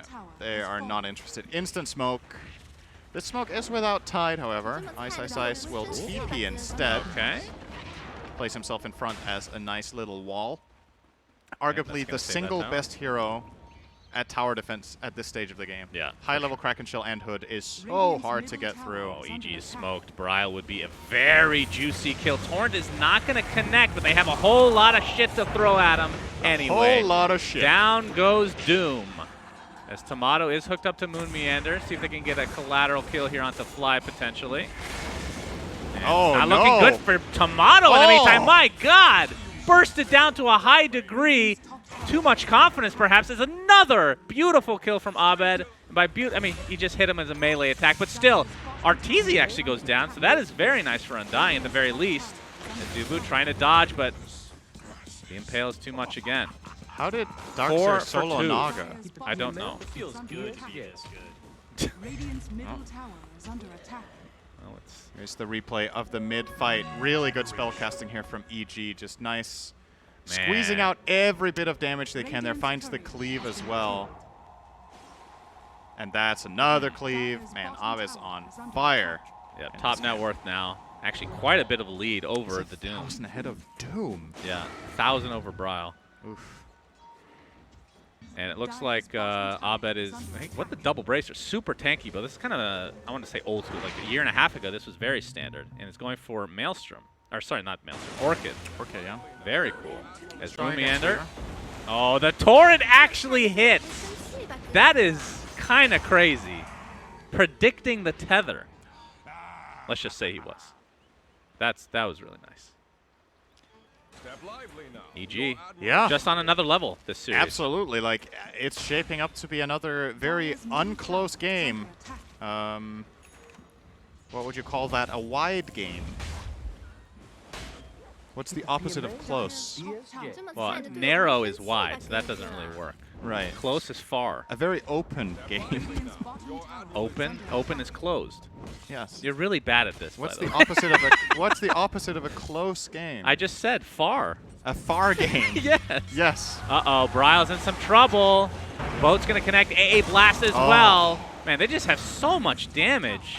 And it Kunkka creates so together much with space. AA is actually so nice. So just to elaborate on this a little bit, Kunkka a lot of the time has this ability to get heroes down to like 25% on his own. He's lacking that little bit of extra. Ice Blast always acts as the gap closer in that, in terms of the heal, in terms of the overall health. Okay, let's use another terminology for that. It helps kill. is under attack. Oh, okay. It closes yes. the gap between health and no health. Wow, that's great. I was struggling a bit Very with that one. eloquent. But also, Fly has opted for max level Ice Vortex, which, you know, Kunkka does a lot of magic damage. So these two in tandem can honestly just kill any hero on Radiant right now by just combining their spells. Well, talk to me about the Orchid. Yep, even more amp. And silence against the Weaver, silence against the Doom until he gets the BKB. It makes it very hard for them to make counterplays. And also, Orchiding Darkseer feels real good if he hasn't cast Surge. The hero can't really respond to it at all. So, yeah, Sure, it's EG going to again, force out just- several Lotus Orbs if the game even goes to that point. 3-13 right now. This EG's bottom favor. tower is gone. Indeed. Radiant's bottom And tower is Arteezy, under despite attack. that one death, still Radiant's doing structures quite are well. fortified. Basically even with the Doom in terms of net worth. Okay, hear me out. What if Arteezy is like super 5-hit and thinks into the future? He's like, Undying are going to qualify for TI. We're going to face them at some point at TI. So in my winner interview, I will say, I think it was a really good idea to pick the same heroes and be confident. It shows you believe in your strategy. Even though we trashed you twice, you may have just played poorly. So, It's very nice you about should it. definitely try it again at TI. Dire's middle tower You know, you will I'm do actually better. impressed with esports players in general saying the right things now in a lot of cases. A lot of people don't still, but Yeah. Cuckoo is Shout an out to my boy example. Kuka. Yeah, we were thinking the same person there. Like in traditional sports, you go to school, like they make you go to a class to teach you what to say and That's not true. say. And Some- esports players just show up. You know? You know, that's probably something that should be taught in schools. You should learn text management, Yeah, how to write an application, yeah. and how to talk to people. Yeah, talking to people. Talking to people is a really, really good skill. Yeah. And some people. Oh, Arteezy, that's going to be the first song of the game, and Surge was already used. They're going to set this up on a kill for Saberlight. Gets off his wall, likely just to fall here, but Moon Meander, nicely done. Wait. Yeah, he dies anyway. Yeah, it was nicely done, but he was X'd. Nicely done, good effort. Kunkka's so good this game. Yeah, it's actually a crazy good pick. What a great pick.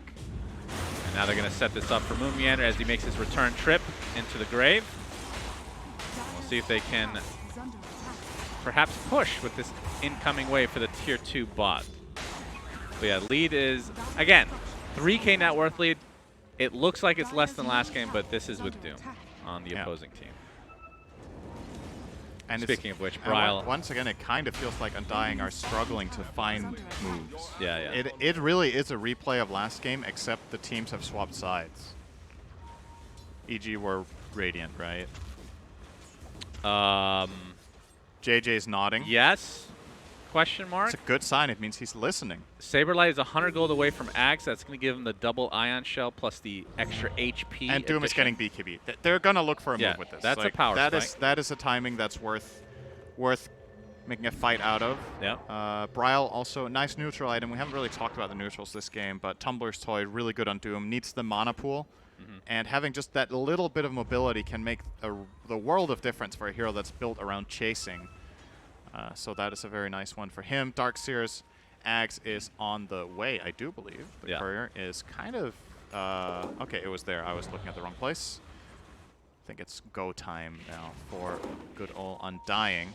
Tomato is spotted. Tomato is a bit away. He's still a recipe away from BKB, so he has to be super careful. They are trying to find him. He's a really good map read here. Hiding up in the trees. His teammates are connecting in from the left. And E.g., they haven't shown crit. He remained smoked the whole time. They're going to find that ward. Another smoke. Tower. I'm Undying. Yeah, going to smoke again. This is a big moment. Crit. Crit. They don't see him. Nope. Keeping his distance right now, knowing that everybody is off the map. Just trying to tank the gank, as it were. As Bryle making his way around the outpost. Oh, we're going to see the impale. AA blast tied. Oh my god! Tomato just deleted again, but here's a big potential vac wall, but the static storm is there. Moon Meander hooking up to Bryle. They're going to try to chase down Crit. Again, only casualty is Fly so far for EG as Crit ends up ticking down finally, but it's going to cost them a Darkseer as well as Disruptor. So 3 for 2, EG advantage again, and it just feels like Undying they can't find an opening right now. Yep. Like, the Tomato just gets initiated on every time. And not having that BKB, nothing you can do, really. Do you take joy in watching Tomato get squished like that? I do hate bugs. You really don't like tomatoes. You say tomato. Yeah. Yeah, I guess it's a double whammy this time. Yeah, so a little bit of a dirty pleasure there. Also, if you don't like bugs, that's a triple whammy. You don't like bugs either. Yeah. Damn. What a dream game to cast, huh? Oh, Bryle still has his ult available. Isis is going to glimpse back, and this will likely lead to a kill. Although Arteezy and Crit are on their way. Arteezy has Song.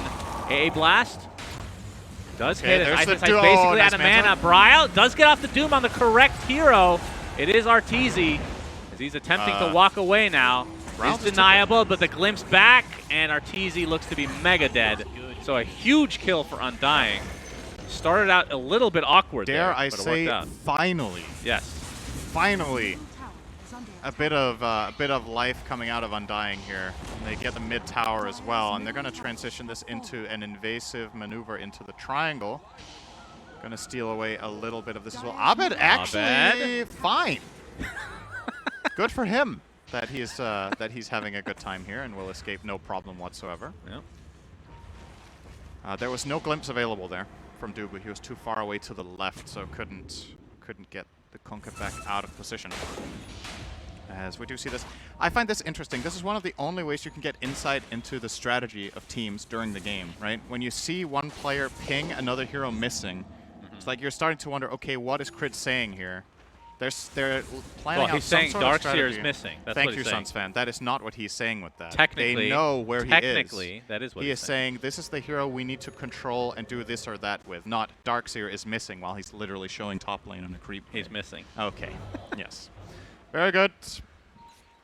This is why I love casting with you. We'll be going for Lotus Orb. You don't understand anything, Saberlight. so I look very smart. BKB now online for Abed.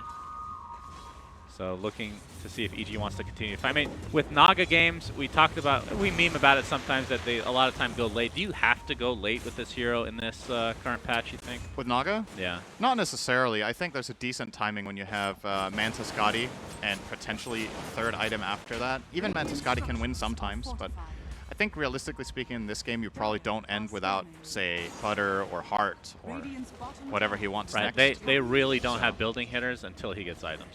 That's kind of the issue, right? Yeah. Or Tidehunter gets the shard. True. It's definitely an option. All right, Undying. Oh, going into for Roche it. Pit. I like this. They do have the It's a Swarm. bit risky. Yeah, they do have... this is into AA Blast, Ravage, and Naga Song, as AA Blast is coming. It's onto only one. They actually smoked, so this smoke is super obvious for EG. They know what's coming their way now. Yep. But they don't have Ice Blast, so that is something at least here for Undying. If they find a good attack angle. They're on the high ground right now. Isis frontlining. I'm just trying to see if... Yeah, nobody's in the pit. They can see with the Ice Vortex. Now they just chill. Yeah. There's a lot of really good things going on from Isis there. Just a lot of detail. He swaps the Sage's Mask into his backpack in case they're roshing and he can blink in and try to steal it. He realizes because his smoke doesn't break close to the Rosh pit, okay, they aren't roshing. Then he steps right and his smoke breaks close to the hill. So he knows, okay, they're not roshing, they're on the high ground, and they have placed a ward. So I'm just, cool. Let's just back off. Like, all of that happened with one hero and one smoke. You can buy yourself a lot of information with Very that item. subtle plays. Yeah, Very small things that have a big impact. Speaking of big impact, that is a Scotty online for Arteezy. And after this, you said you're expecting a Butterfly potentially? It's possible. Butterfly, Heart, or... Abyssal?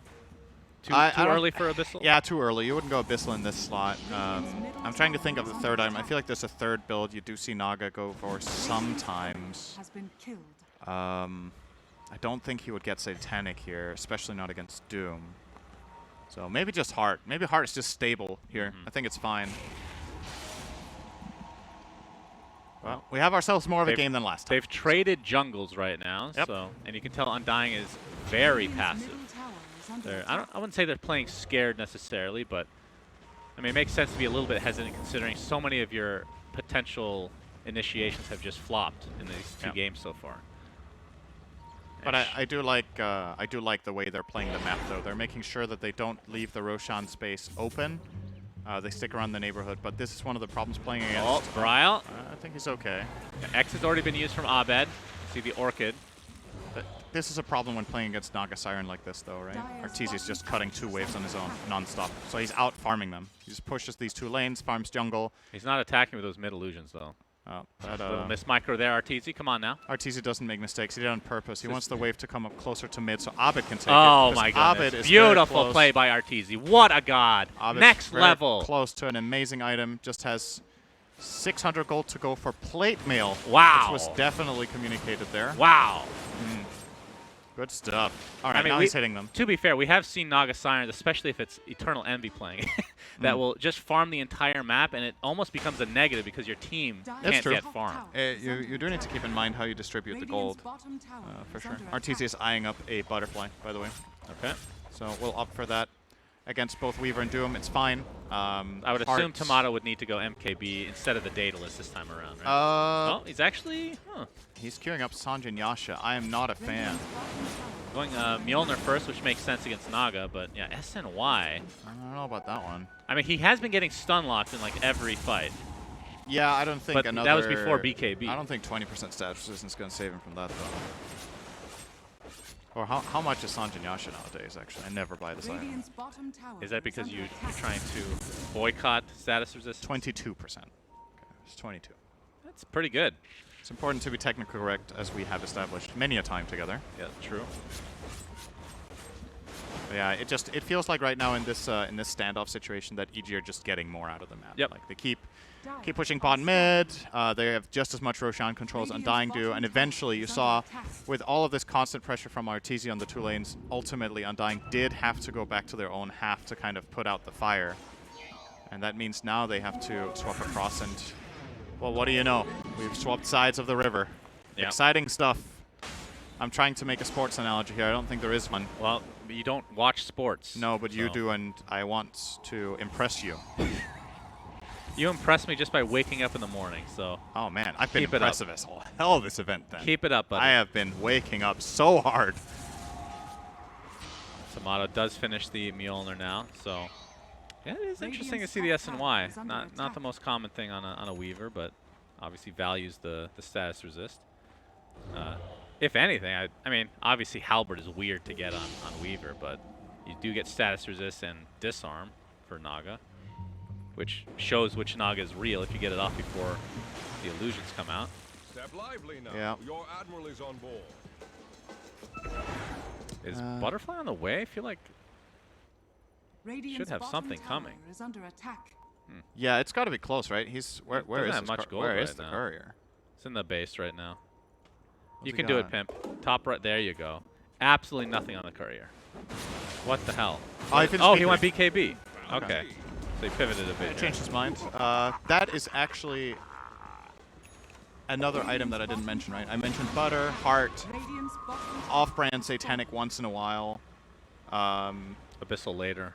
Abyssal is a later item, but yeah, sometimes the slot is indeed BKB. And I think it makes sense here. You're against Darkseer, Disruptor. It's a lot of magic damage. If you get doomed and you have BKB on, you might survive.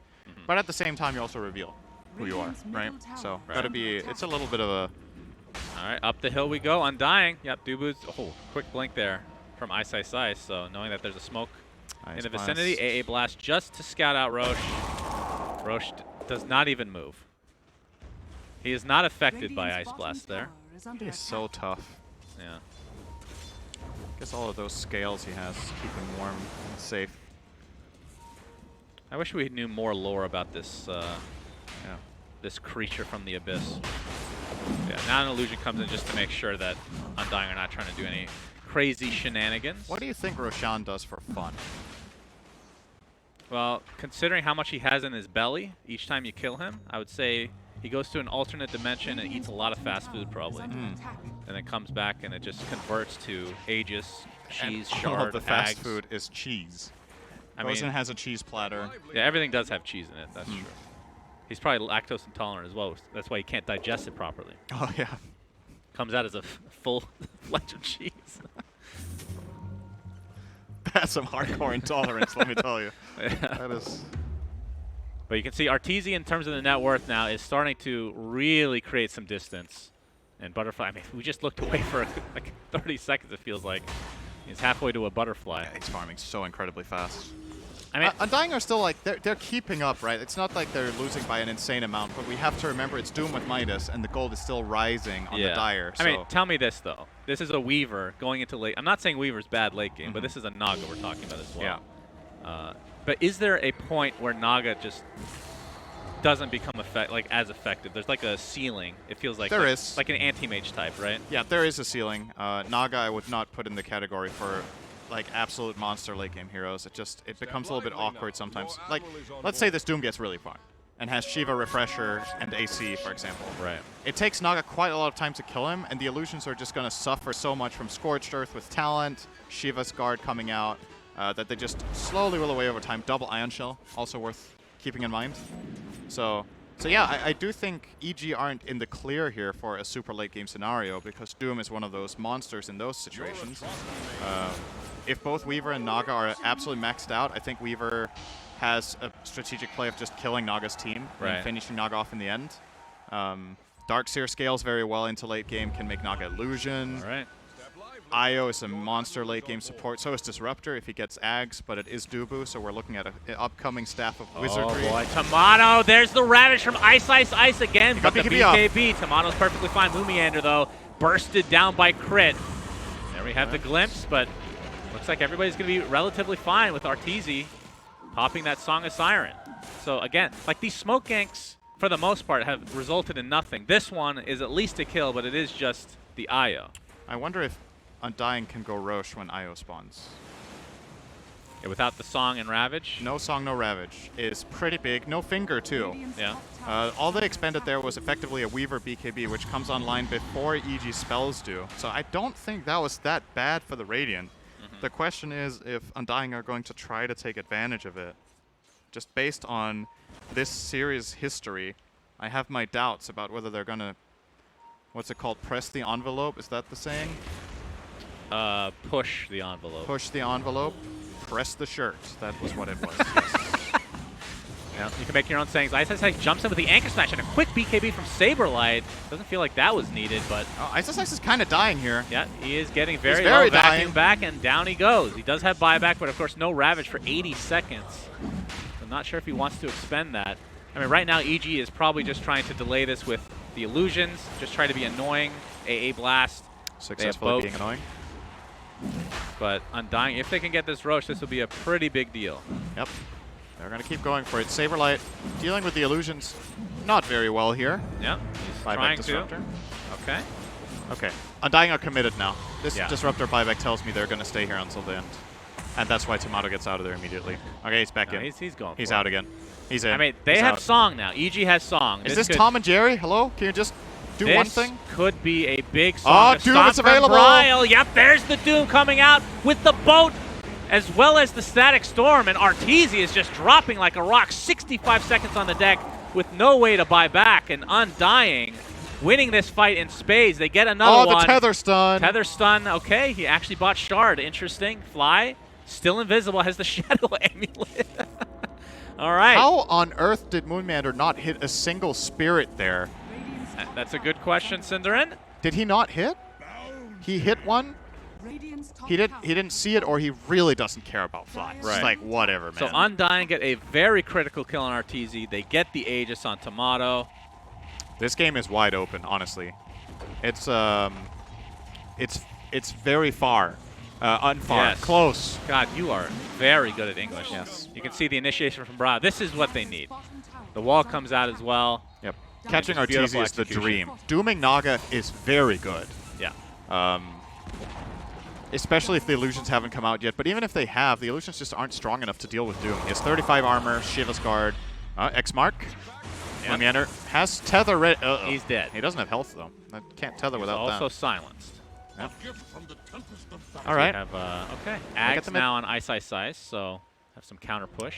But yeah, this is and let's looking not a lot better forget, for Undying. Aegis is really good against the Dire team. It's a very, very good item against this kind of lineup. Lineups that use ultimates for key kills hate playing against Aegis because it feels bad to Ravage Weaver now. It's felt good all game, and now it's not a guaranteed teamfight win anymore to kill Tomato. He technically has 3 lives, right? He has his life, then he has the second life with Aegis and BKB, and then he has a time-lapse buyback. So there's a lot of problems that you could potentially run into BKB. Okay. Saberlight's fine. We'll back off. Interesting to see the Boots of Travel on him. I don't know if that's... I feel like that's pretty uncommon to see in this spot. Yeah, that is strange. Instead of... usually you see Darkseers either... If they split their brown boot or their boots into brown boots to use the energy booster for something else, they would usually opt for building another teamfight item before you get these travels. But especially he considering needs to solve Naga Siren, I suppose. You got to have someone taking care of the taking out the trash bottom. And he's only so effective though, especially as Arteezy gains more farm. Nullifier looks to be next on the menu for him. He has the butterfly in tow, so being able to take off any potential Eon discs, as we see Refresher on Bryle as well. It's good at taking off Ion Shell in addition. Yeah. It is actually a good purchase here because your primary issues in this game is that Dubu has a Force Staff and there's an IO with a Ghost Scepter, right? You don't solve either of those two yourself. So maybe with a Nullifier. I could have actually imagined Arteezy going Silver Edge here as well instead of the Falcon Blade. Is there any thought process behind Lincoln's? I don't think it's worth it. Okay. Every time he's gotten doomed, he's died. I mean, getting Lincoln's doesn't like necessarily prevent that, but maybe it could be a thing. I don't know. It just feels like you're playing against Glimpse, right? Like it's a very, very long range Lincoln's Breaker. But at the same time, you have BKB. So if you pop BKB when you go in, then Bryle, you're very he's safe. ion shelled up. Fly is going to get backed out of that TP. Down he goes. Remember, this game has huge implications on the group stage. Undying are in the lower bracket no matter what, so... And if EG lose this game, there's no tie. Yes. And if they win, there's a 3-way tie. Indeed. So Undying are basically playing to screw EG over. That's right. And that, if there's one thing that motivates Dota players, it's the misery of other people. That's right. That's very accurate. It's not just Dota play, that's human beings. You have so much misery from playing pubs yourself that you feel like there's only justice in the world if other people feel as bad. Right. I was having this conversation earlier today about whether the world, like, happiness is a null sum. So every time you're happier, someone else has to suffer on the other end. Hold that thought, Cinder. We have a Doom applied to Ice Ice as Crit takes his way to the grave, and Abed with that shard being shown here. Not going to be able to save anybody, though. So that is a pretty big kill because Ice Ice Ice has no buyback, despite having Ravage. Oh, boy. Indeed. So now the Tier 3 tower top being applied to pressure from Undying. Was that a normal sentence? No. Okay. I just had a to stroke. do a double check. Yep. A stroke has been had It at wasn't TI-10. me. That's good. Well, you We're can fine. have it as a machine. Yes, but you can have programming errors. Tier 3 tower, null sum. You use that in normal conversation. Give me a break. Tomato and company taking out the racks now, and I don't think... Oh, okay, Ice Ice Ice does have buyback now, but I think they're just going to give up the top one now. Yep, this lane is definitely gone. Undying, really, they woke up in this game. It's good to see. Like, that game one was not good, and the second game was looking like it was following the same trajectory, but they kept their cool, and they found a window and a way of playing this game with some adjustments from the first one. Same phase opener with the IO Weaver, but then they changed things up.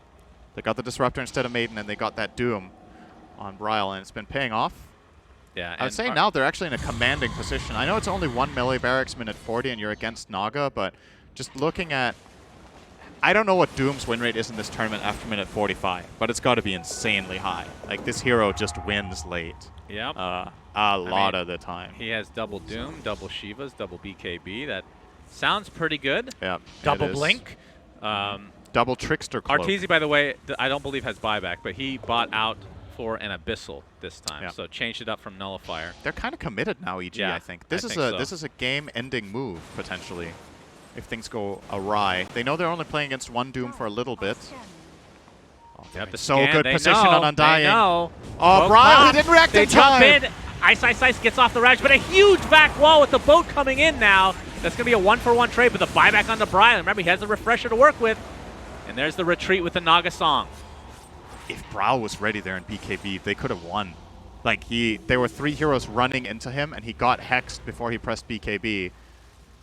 Also, no relocate save coming out either, so there were definitely things there from Undying that could have been cleaner, but EG with a big risk, it pays off. There's a nice vac wall, and they do kill the Lion, but that's all they got. The Doom buyback is pretty big to get out. This gives EG a window of opportunity now for 6 minutes. If they kill that Doom, or 7 minutes, pardon me, then they could take the next Roche with any Doom kill at the right time. Right. And I think that Abyssal from Arteezy also caught them a bit off guard. I think they weren't really expecting that. Abyssal reveal did a lot of damage. Classic. I mean, keep in mind, this is not the... For people that haven't watched Dota that recent, this is a... Abyssal does not have much range anymore. No. It used to give like a little back to blink its strike. original. Yeah, so... Yeah, depending on how far back you go, I guess maybe it hasn't changed. But Fly, going to be gone on by Saberlight. All right, decent damage around with the Finger of Death, and the AA Blast is actually going to tick out, but there is the Doom. Oh, Bryle doesn't buy back. Bryle, yep, he gets the BKB off with the Refresher, and the second Doom comes through onto Ice Ice Ice. Can EG get out is the question. The right clicks from Tomato, but there's the song, BKB. Tomato is able to right click through, but he does have buyback on Ice Ice Ice. So see if EG can chase here. They're going to go for Moon Meander. Looks like an easy one there. Completely mana drained.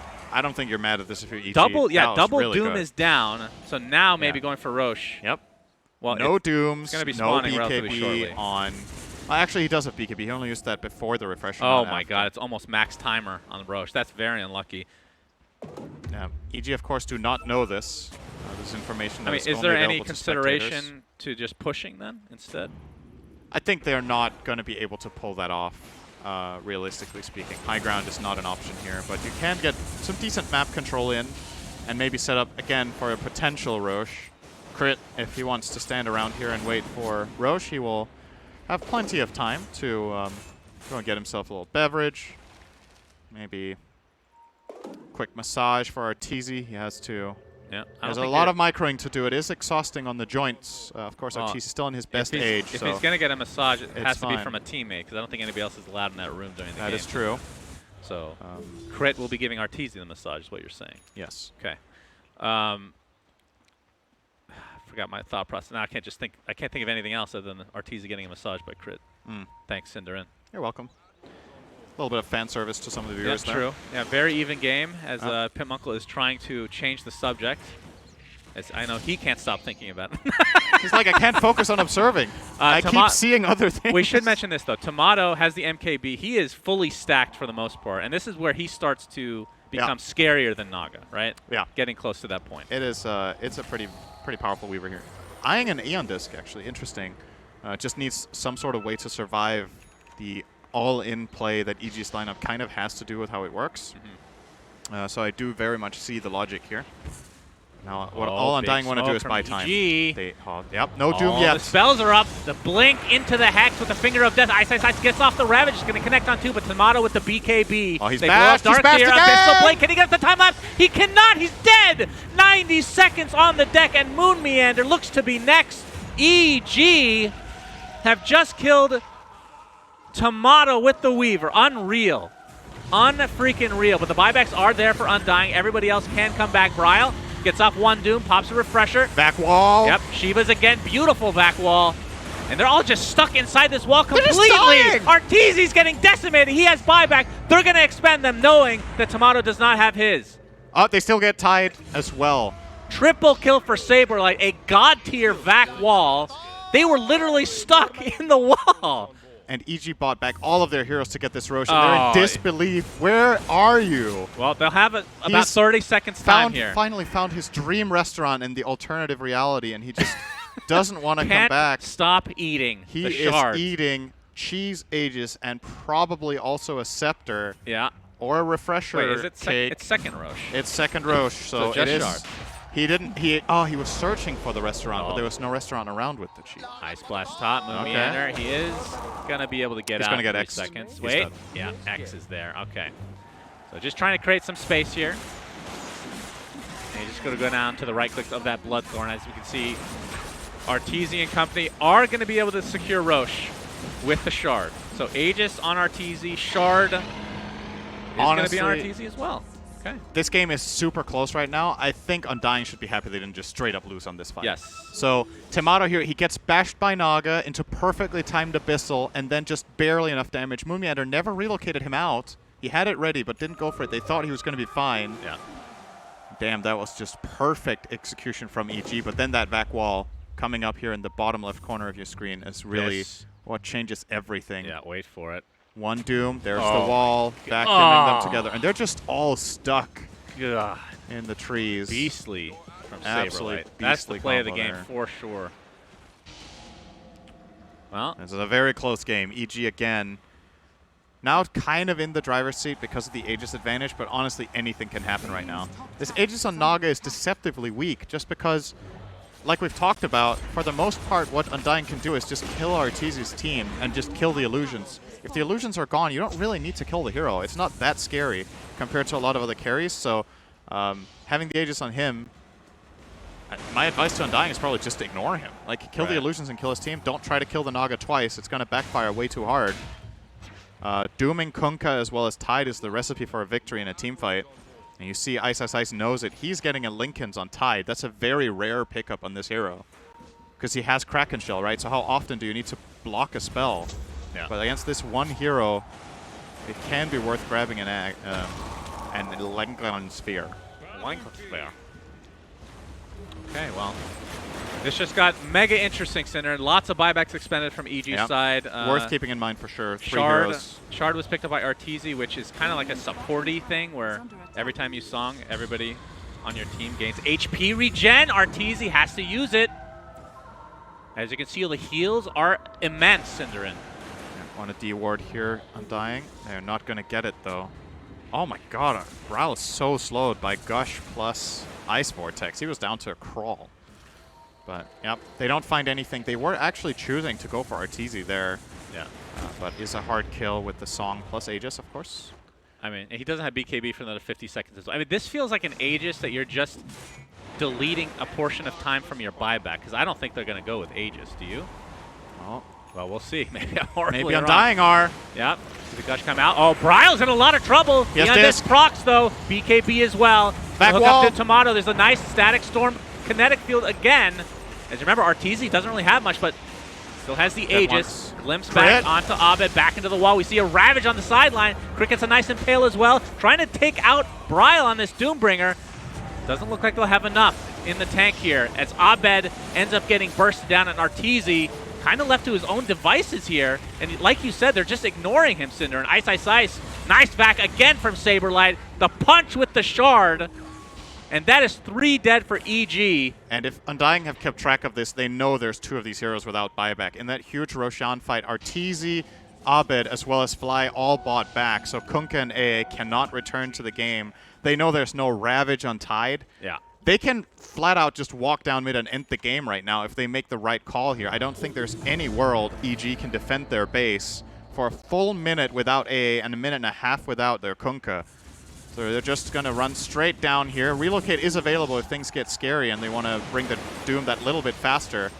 And now we have a Divine Rapier for Tomato. Oh my goodness. He has hit critical mass. And remember, they're going to try for it. Yep, the Finger of Death with the Eon Disc proc again. Arteezy gets off the Song. So they're just going to trade BKBs. This is just going to delay a bit. But Bryle jumps in with the Hoof Stomp. Song. Back in wall. Back again. Wall comes out. Ice Ice Ice taking a ton of damage. Arteezy is really the one that you want to find, though, as he's going to get chased. He's dead. Inferno Blade is there, and that is a dead Arteezy for 2 minutes. It's Undying. They have found the lore within Superman, the Kryptonite, Cinderin. The counter apparently is just playing better. Yeah, that's a good counter. That's what they should have played better against Superman as well. That would have been a great idea. This changes nothing for Undying, but it screws over EG. They will not, if this continues on this pace, make it to upper bracket. But jumping from Crit, he gets immediately stuck back again. Normal punch onto Ice Ice Ice. And Crit's going to get bursted down as a double kill for Tomato. GG's come out. Undying finally slay EG. What a great and exciting game that was.